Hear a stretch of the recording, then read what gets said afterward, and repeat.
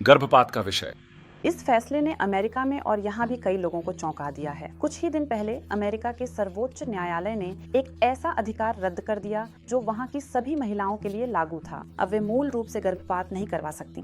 कुछ राज्यों में महिलाएं बलात्कार के बाद भी अपनी गर्भावस्था समाप्त नहीं कर सकती। इसी वजह से महिलाएं तथाकथित डू इट योरसेल्फ फोरम में एक दूसरे की मदद करने की कोशिश कर रही हैं। अगर मैं आपको यहाँ और अभी बता दूं कि यह कैसे होता है तो मैं एक मुसीबत से दूसरी बड़ी मुसीबत में पड़ जाऊंगी। मैंने रूसी सैनिकों को एक के पीछे एक खड़े हुए देखा है, एक के पीछे एक। ये वासना नहीं थी, ये जानबूझकर किया गया था। अपमान, तिरस्कार, इन घटनाओं से बच्चे पैदा हुए। इन बच्चों को कभी सम्मान नहीं मिला या उन्हें छुपा लिया गया, या उदाहरण के लिए कोनिग्सबेर्ग में उन्हें छोड़ दिया गया। कौन सी महिला ऐसा बच्चा पैदा करना चाहेगी जिसके साथ कई सैनिकों ने जबरदस्ती की हो? ये खुद राष्ट्रपति ट्रंप थे जो फैसले के बाद विजयी हुए। ये भगवान का फैसला था। हालांकि हमें भगवान और पाखंडी में फ़र्क करना चाहिए, यानी पानी की बात करना और खुद शराब पीना। शायद अमेरिकी यीशु और यूरोपीय यीशु में भी एक महत्वपूर्ण और स्पष्ट फ़र्क है, क्योंकि हम जानते हैं कि हमारे यीशु ने अमेरिका में फैसले के बाद अमेरिकी यीशु के साथ क्या किया होता।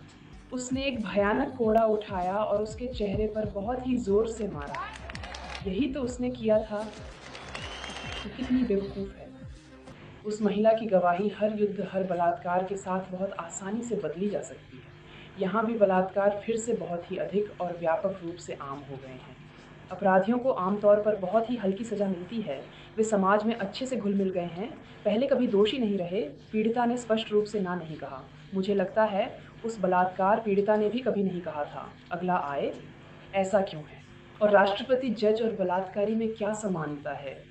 इन्हें अब कोई नहीं चाहता, यहाँ तक कि अपनी पत्नी भी नहीं।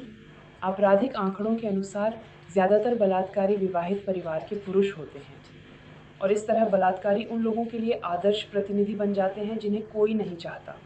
लेकिन भले ही यह भगवान का फैसला था, ये नहीं भूलना चाहिए।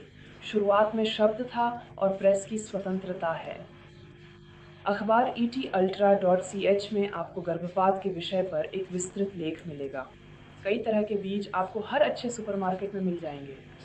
ऐसी महिलाएं भी जो अब बच्चे नहीं चाहती क्योंकि वे अब गोलियां भी नहीं लेना चाहती, उन्हें भी अखबार के जानना अच्छा है सेक्शन में एक लेख मिलेगा।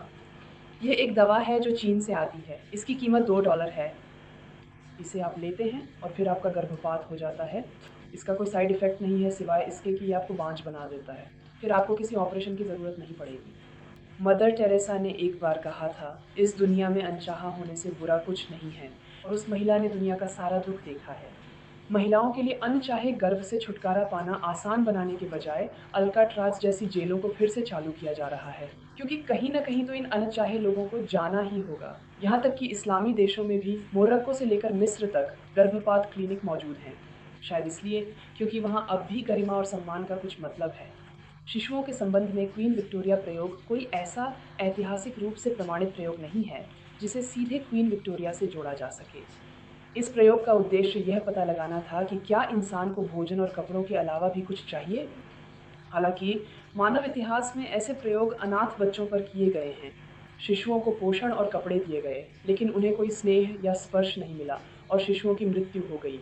बर्लिन की दीवार गिरने के बाद माताओं और अभिभावकों ने 50 बच्चों को अनाथालय में छोड़ दिया ताकि वे नई जिंदगी शुरू कर सकें, यात्रा कर सकें, खरीदारी कर सकें।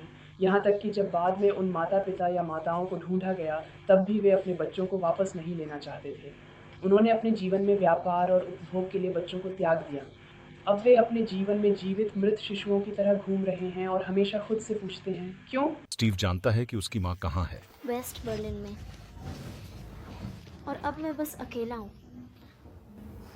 वो कभी वापस नहीं आएगी। हर महिला के लिए माँ बनना संभव नहीं है, भले ही उसके पास जननांग हो। और शायद हमें इस दुनिया में प्रेम के साथ आना चाहिए। भले ही आप उन्हें देख नहीं सकते, लेकिन आप उन्हें निश्चित रूप से महसूस कर सकते हैं।